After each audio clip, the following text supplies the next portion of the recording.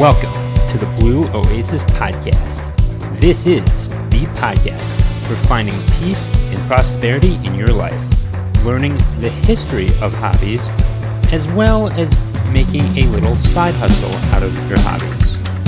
If you want to find balance in your life and find peace, this is your show. Get ready. You're listening to the Blue Oasis Podcast. I am your host, Adam Rothstein. All right, let's get to the show.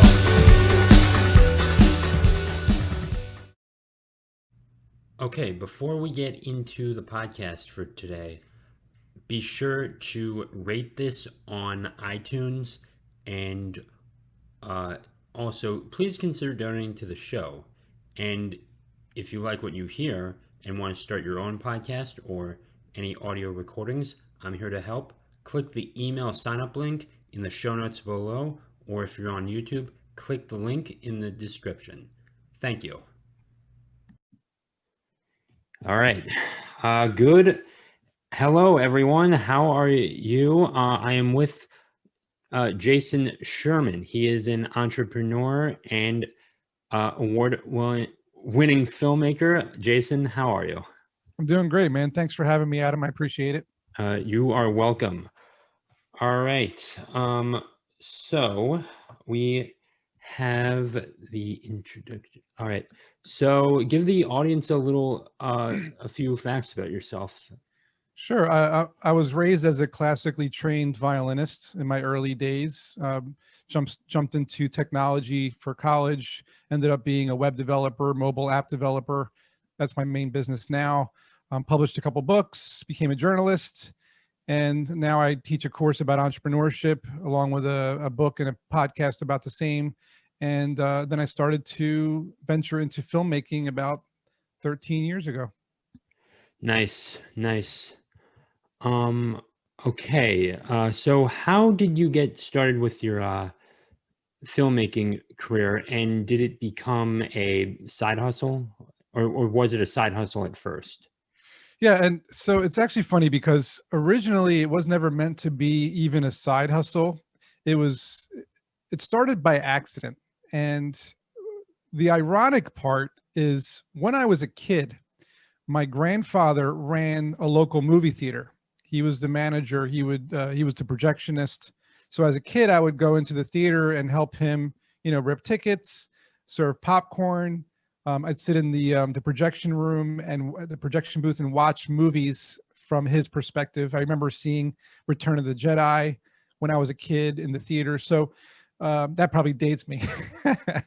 But I remember, loving film, loving movies, but I never got into filmmaking.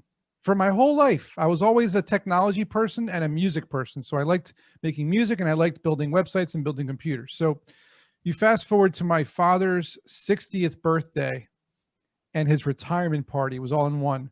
I was in my early 30s, and my mother contacts me and says, "Hey, Jason, I think it'd be really great if we had some sort of, photo slideshow of your dad's life." And everybody does photo slideshows. And I said, well, photo slideshows are boring. You just see these pictures pop up with some music and that's it.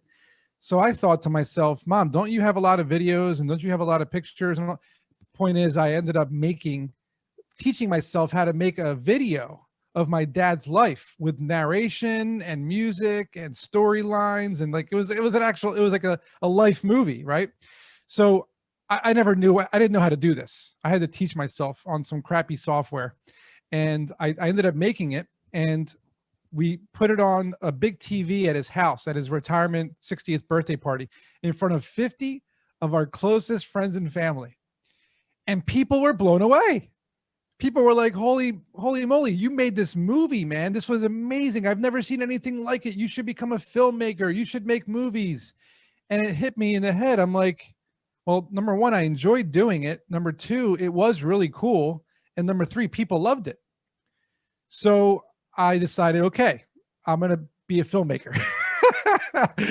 I'll add that to the list of things I'm already doing. And it just fell into my lap, and now I didn't know anything about filmmaking. I just knew that I loved watching movies and I felt like I could make movies better than other people out there. So I decided to join a production company, like an established company out there who was already filming things, so I could learn. And I did it all for free. I was like, I'll just learn, don't pay me anything. And I ran around with people shooting different things. Then I started to organize my own people to shoot my own things. And I started shooting music videos and short films and like celebrity interviews at Comic-Con. And I bought a camera. I spent all this money on an expensive camera, which I later sold to MTV, which was pretty cool because I didn't need it anymore. I bought new equipment. So it ended up being that I learned very quickly how to create videos. And then in 2010, 2009, 2010, I wrote my first screenplay for a horror film, Bucks County Massacre. And me and a bunch of people, and we had a real production. We had about a 50-person crew. It was like a 20-person cast. We had, wardrobe and makeup, and it was a big production, and we made this movie. I was like, wow, I can make an actual movie. I got into a film festival. We won an award. I got picked up by an agent and a distributor. It got put out everywhere. And that's it. This is my new thing. I want to be a filmmaker. I can make a movie that wins awards. I can make a movie that gets distributed. So from 2010 to 2016, those 6 years, that's when filmmaking became my side hustle. It started out as a passion and a hobby, but it turned into a side hustle because being that I'm a technology entrepreneur and I run startups and I teach entrepreneurship, I embedded myself into the technology industry in Center City, Philadelphia, which is basically technology events, investor pitches, big time university hackathons. And I became a journalist during this time. So I was a journalist covering events. I was filming the events. I was taking pictures of the events, and I was getting paid for all of it. So it's like, oh, wow, I'm getting paid for this work. Now, I never really wanted to do that. Just so you know, FYI, I never really wanted to do that. That was never my intention. It just happened because I had the skill set and I happened to be a technology entrepreneur. So it made sense. And I was also a writer. So it made sense to be a journalist. So, the funny thing about all of it is that when you think back about certain skills that you pick up in certain hobbies or side hustles, they somehow make their way into your main business.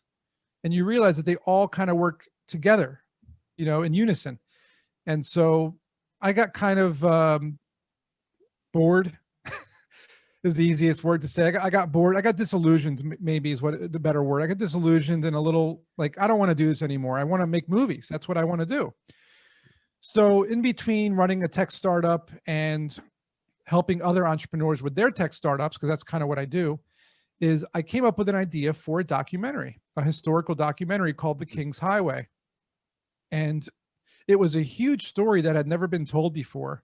And I thought, this is my opportunity to try again, make another movie.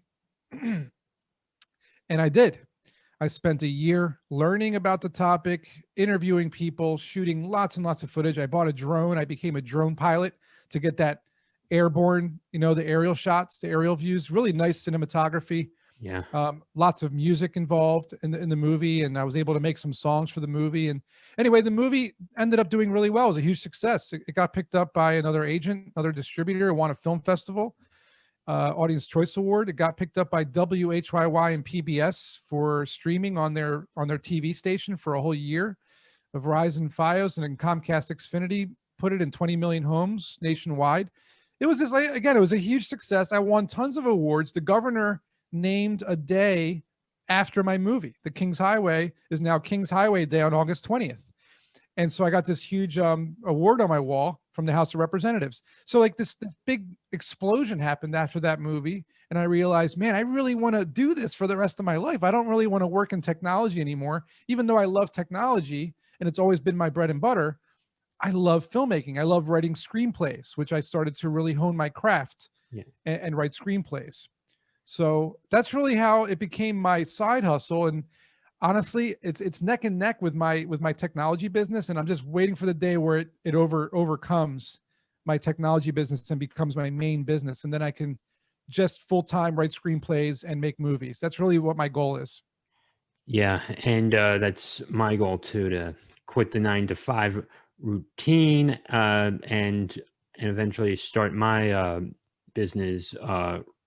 Well, I have, and just really get into the niche of teaching people to narrate their own audiobooks and make that, and building that mastery course. All right. So next question. Uh, is there anything that you would recommend to people that do drone flights, or is there a certain way you should go about filming your first time to any new people, to any newcomers of filmmaking? So both filmmaking and drones, it's a two Yes. topics. Yes. So on the topic of drones, that's a touchy one, because when I started out as a drone pilot, the restrictions were not that high.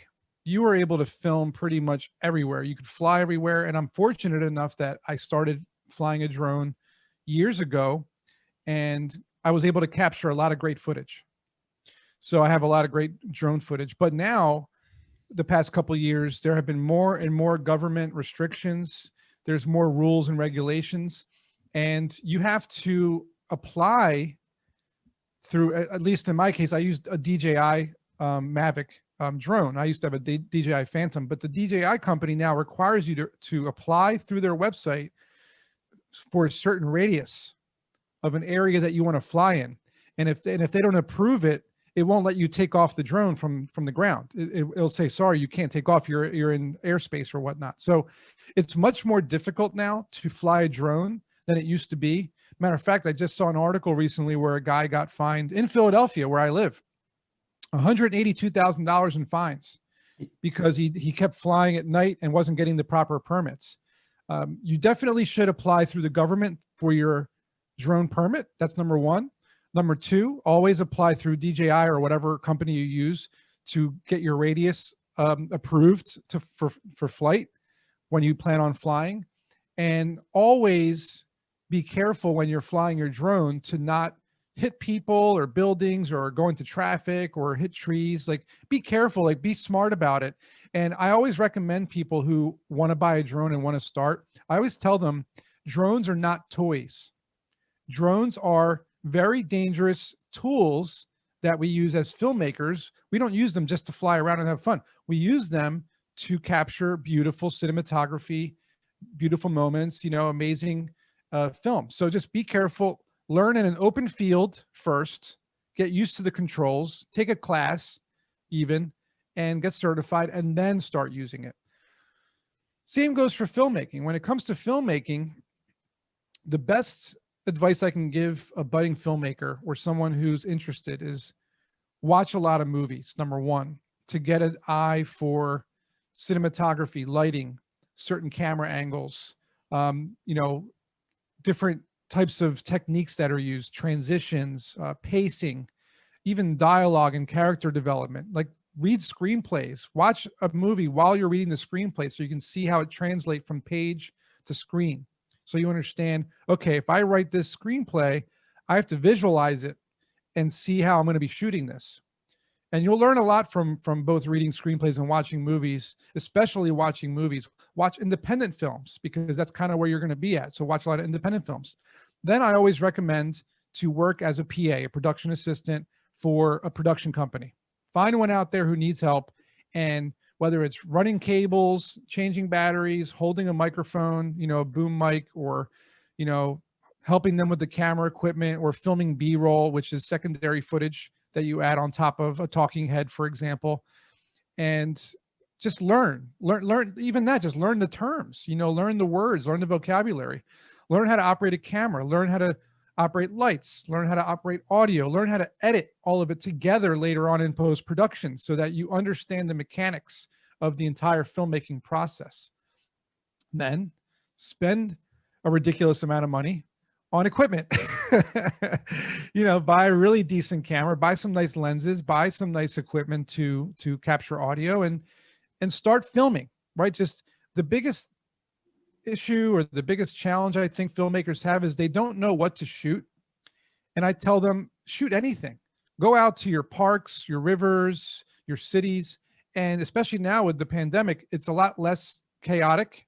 So you have a lot more peaceful moments with like animals or, trees or rivers or whatnot, or even the city streets, and start filming really artistic stuff.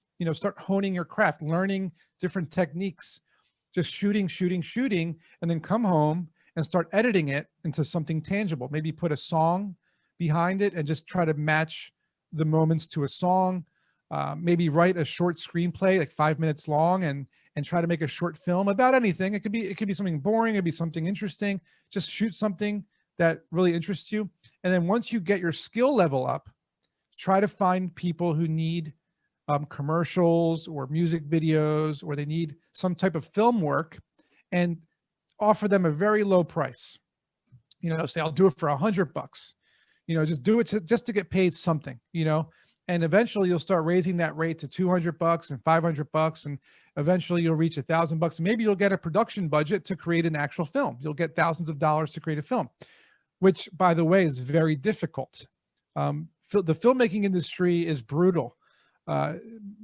Hollywood, obviously, and New York, and a lot of other cities like Atlanta, Georgia is huge now, and India has a huge Bollywood, and China has a huge filmmaking as well.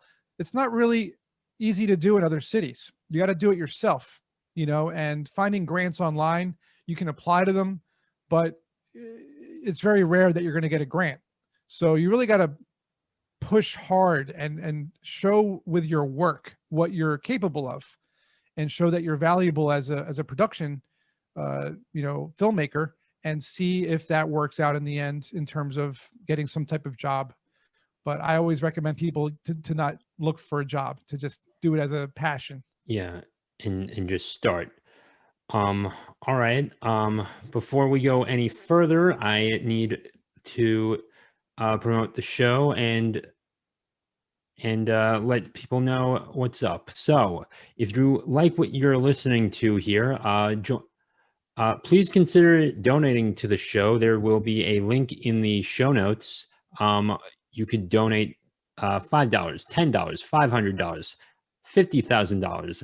I don't care. All of this is not going to go into my pocket. This will go into the production of the show and technical equipment to bring a better podcast experience for you guys. Also, check out my website, rothsteinvoiceovers.com. If you want to get into the podcasting space or need help with your audio for YouTube videos, I am here, and we can and you can hit me up in the chat box on my website and tell me what you need, and we'll work together. So yes, please consider donating and check out my website, and you can find me on YouTube and Instagram as well. All the links for everything are going to be in the show notes. Whew. Yeah. That was a mouthful. Yeah, it's a mouthful. So back to the start of just honing your craft and everything. So once you've gotten it, and maybe even taken a class on Skillshare.com, you would say just start, then purchase, then you can just go and upgrade your equipment or as well. Yeah, I started out with really cheap equipment and then kind of worked my way up. So I'd start with like a $500 camera, and then I'd work my way up to a $1,500 camera, and then a $3,500 camera, and then eventually a $5,000 camera. And you kind of upgrade as you get better because what you do is you use the money that you're earning from the jobs that you're getting for video production to pay for your equipment. And when you make movies, you need a lot of equipment. People like to rent equipment, and I've never rented any equipment in my life because I feel like it's a waste of money. I understand why people do it, but I don't feel as though it's worth it to me, and I'll tell you why. When you rent equipment, you're paying a decent amount of money for all this equipment when you could purchase one piece of equipment with the money you're spending. And sure, you can't make the whole thing with that one piece. You need all the pieces. But if you purchase a piece every time, then you have all of it. And instead of having to rent all this equipment to shoot one thing, you own all the equipment, which allows you to shoot anything you want, anytime you want, and you don't have to go rent it. To me, it's a big, I've never understood the whole renting thing. I've never gotten that. Maybe I got lucky and I was able to purchase all the equipment, but I really, I went out on, I took a risk spending my money on equipment, but it panned out because I worked really hard to earn enough on it. And you mentioned Skillshare. There's a lot of filmmaking tutorials out there. I used to watch a lot of filmmaking tutorials on YouTube, and there was a great show, I think it was called Film Riot, and I used to watch that too years ago. But one of the biggest pieces that I feel like helped me learn, I guess, the art of filmmaking was teaching myself the equivalent of a master's degree in filmmaking. I learned all the techniques. I read about, the beginning of the history of filmmaking from the 1800s. I watched all the old movies that came out starting back in the 1800s, early 1900s.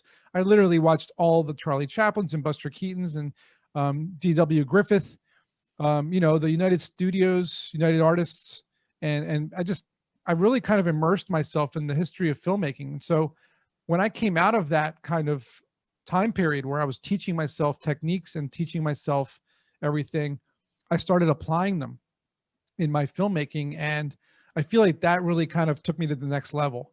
So I always tell people, teach yourself the history of filmmaking. Don't just watch movies and take classes online. Go back, do your research, really learn where filmmaking came from and how the visual medium kind of took over from radio, for example, and added that visual element to it. And really, that's really how you'll learn cinematography. Nice. Perfect. Okay. So, yeah. So is there anything in particular that you love to do every day with filmmaking? Is it the editing specifically, or is it just getting out there and finding that new location and finding those perfect shots? That's such a tough question, man, because filmmaking to me is an artistic endeavor, like painting a painting or creating a concerto for an orchestra. So there's a lot of moving parts. So to choose one of them, it's tough because it's an artistic endeavor. Now I'm going to say, you mentioned editing. Editing is not my favorite thing because it's so time consuming. I prefer production.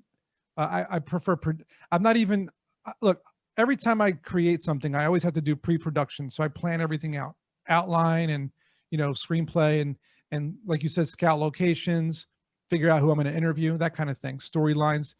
But the best part is when you're out there filming. So my favorite part is getting out there with the camera, with the crew, and capturing that scene, capturing that moment where I say, oh, that's the moment I wanted. That's that beautiful sunrise or, that animal jumped from one tree to the other and I got it right on time. And, the trees are all different colors and you're flying with the drone and you see all the different colors. Like there's just moments. And when you have these moments or when you're interviewing someone and they're so, sad about the moment or inspired by the moment and a tear falls and you captured it and you said, I got that part.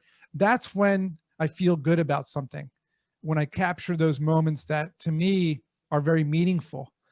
And editing later on, it's a chore. I mean, you have to sit there for weeks, months, editing, and it's color correction and audio correction and, just chopping up all the unused material and leaving in the good stuff. I mean, there's fun parts to that too. It can be very fun. Like my last film, The King's Highway, I had so much fun on that because the topic was so interesting and the information I was learning about the history of America and the old documents and deeds and maps and letters that I had to rifle through and take pictures of and scan and put them into the film when I edited, that was fun. You know, making music for certain moments in the movie, that was fun. You know, to me, it's a very fun process. And when you finish it, there it is. It's there for the world to see, and you feel accomplished. You feel fulfilled. You feel like, I don't care if I make any money from this. It's incredible. People love it. And if you make money, it's even better. It's like a huge bonus. You're like, I just got a bonus. I made money from this movie, and I wasn't expecting to. I was expecting to just teach people about this topic, show people some beautiful cinematography, and hope to inspire people on the call to action that was in the film. And I was able to do all that, and it really does feel amazing. So that's really, to me, that's the best part. Yeah. And, you know, when I started my podcast and audiobook journey, you know, it was just that I did like talking to myself in a room and just reading, you know, that's, you know, that script that I had for myself of my ebook, Growing the Game, which is about baseball and, you know, growing the game of baseball in and of itself. And it was definitely, and it is that process that you know, is going to make people decide whether or not they like something as well. And it's just, and you're right, just get out there and just find your passion. Yeah, and if you're not passionate about it, then don't do it, because you're going to be miserable. That's a big one. Is every single industry and every single side hustle and every single job, there is intricate, detailed process to everything. And if you don't enjoy that process, then, you know, don't do it, because you're going to wake up and say, why am I doing this? I'm miserable. So yeah, you have to love it. You have to love it. Yeah. Yeah. All right. So to get there, so to get the mess, so YouTube as well. I mean, people should also be starting YouTube channels as well, just to showcase their work as well. Right. I mean, YouTube channels is where you want to post your material, and you can use Vimeo also and post some stuff on Instagram and Facebook. I always tell people, post everywhere you can post a video, because you never know who's watching. Twitter as well, everywhere you can post a video. If you're only if you can only take a 1 minute sequence of your video and post it, do it. The more places you post it, the more people will see it, and the more potential partners you might get down the road. Yeah. Yeah. And I do the same with my podcasts. Even if it's just audio only, I'll just put the logo on and then just have the audio in the background. Yep. And then just post it to my Facebook page, Instagram, YouTube, and Vimeo, and I'll just share the link on LinkedIn or something. Yep. Sometimes that works too. Anywhere you can. Yeah. Oh, yeah. Wow. This definitely. Yeah. This is. Yeah. So filmmaking. You know, oftentimes, for a guy like me, I was like just nervous of putting myself on camera often, and I just didn't like it. But I always was good at just, you know, talking and just being the guy behind the camera and just being the one to read the script and just sort of, you know, direct people. So even still, you know, most people don't need to be on camera, right, and to do this, but so it is perfect for, you know, for someone who just doesn't want to be on camera. I mean, I prefer directing. Yeah. Most of the time that I've worked with a camera has been behind the camera. I've never wanted to be an actor. I don't want to be an actor. It's not something that I want to do. Um, I've acted in a couple things, of course, but just, simple stuff. So I always prefer to be behind the camera. I like to be directing, producing, writing the script. And especially nowadays with the pandemic and Hollywood kind of changing how they now shoot their productions in a lot of, studio in a box type situations where they're not shooting on location and without large crowds. Now is the time for independent filmmakers to write simple, one camera, minimal character driven scripts that they can shoot themselves, because that's where the world is now heading because of this pandemic. Podcasts are getting more popular. Independent films are getting more popular. The Blacklist just released their list of screenplays that have been looked at by industry professionals, and it's a huge list of screenplays. Read the log lines of those scripts, and you'll see a lot of pandemic induced ideas. Two people stuck on a planet, or two people trapped in a house, or it's like very simplistic ideas. And now is the time to do these low budget films. And a lot of production companies and studios who look for people to work with, they usually look for minimal budget, micro budget or low budget films to work on. They don't want high budget stuff. That's Hollywood. But the majority of production studios, they want to work with people who have low budgets. So start writing screenplays and start shooting simple movies and short films. Yeah. Yeah. Okay. Any particular editing software that you would say is the best for the ones that start? Adobe Premiere Pro or Audition or anything of the Adobe class would you recommend? I'm gonna get killed for this one. I'm literally gonna get killed because I am probably the only person who uses a particular software that I just love this software. My disclaimer is the following. My first feature film, I edited on Final Cut Pro on a Mac. I then tried to use Avid and Adobe Premiere. I did not like either of those. I am sorry. I just do not like them.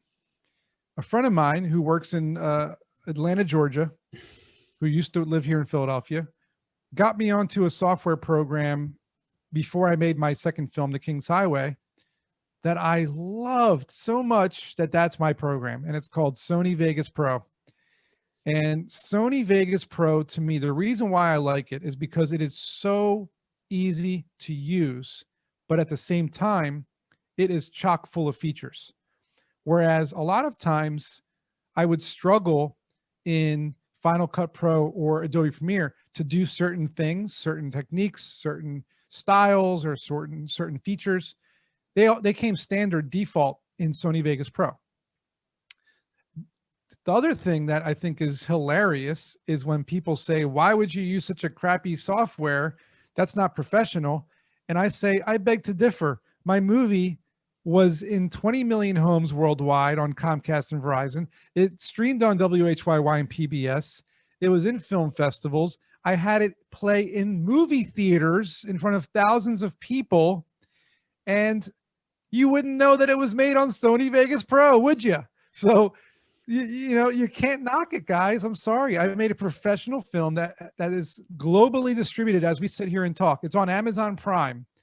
Why would Amazon Prime allow them to be on there if it wasn't professional? They're very strict with their specifications. I work with Tubi and Vudu and Walmart and you name it. My movies are on all these platforms, and my rendered videos seem to be doing fine. So that's just my preference, Sony Vegas Pro. So when someone comes to me and says, what software should I learn as a beginner? I say Sony Vegas Pro. If you want to do what the film industry is doing and the industry professionals, that's Adobe Premiere and Final Cut Pro. When it comes to screenwriting now, I do use the industry standard Final Draft. So that's, you really should use something like that if you're going to screenwrite. And I know there's a couple other programs out there that people like, but Final Draft is the one that I've gotten used to. It makes screenwriting a lot easier. So Final Draft and Sony Vegas Pro, those are my tools of choice. Yeah.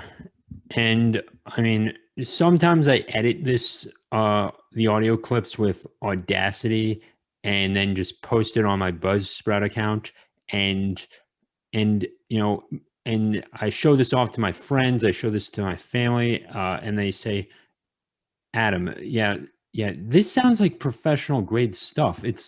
And, and then I see other people who have, have the volume down, Right.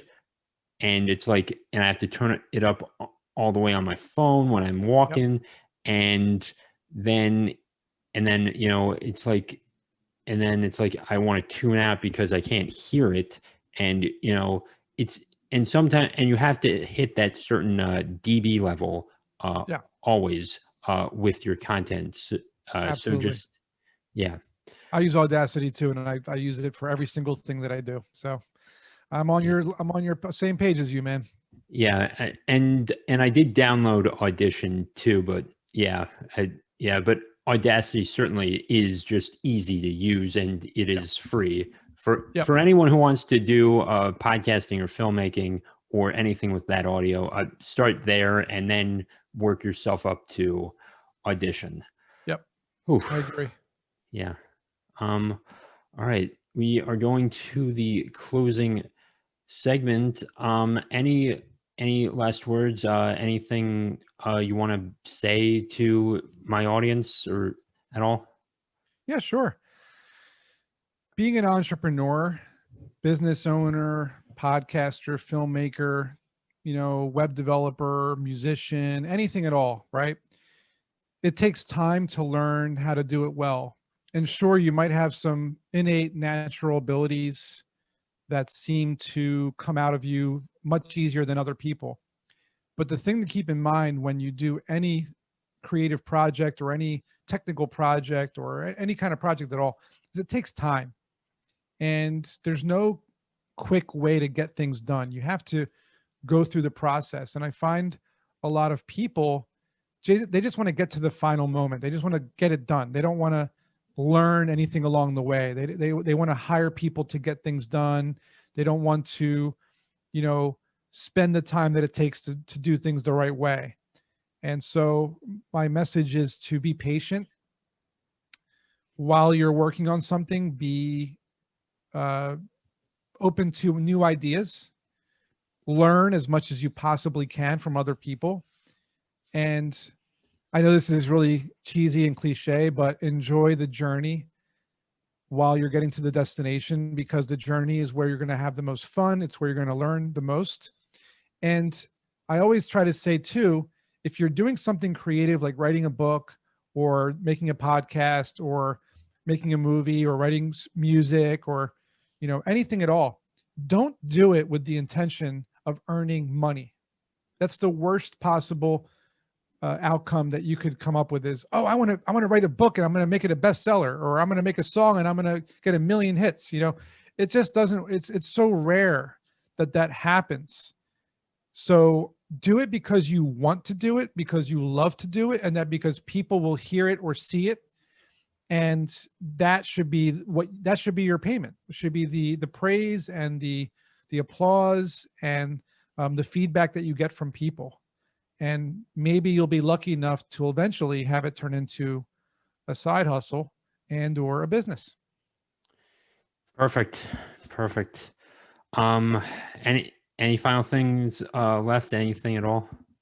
Yeah. The last thing I could say is that I help people to do those things. I help people to navigate the world of small business and entrepreneurship, scaling businesses, through my book, Strap on Your Boots, which is on Amazon, my course on Udemy called Startup Essentials, which I taught as a workshop at University of Pennsylvania's Wharton School and Drexel and Temple and other area universities, and my podcast, same name as my book, Strap on Your Boots.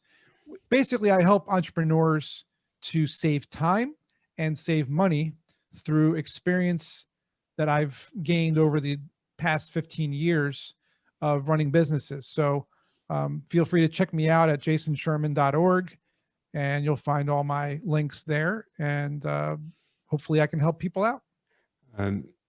As 100%, yeah. And I also hope to help more people out as well for next year in 2021 as well, and help them get their feet off the ground. Yeah, thank you very much for coming on the show.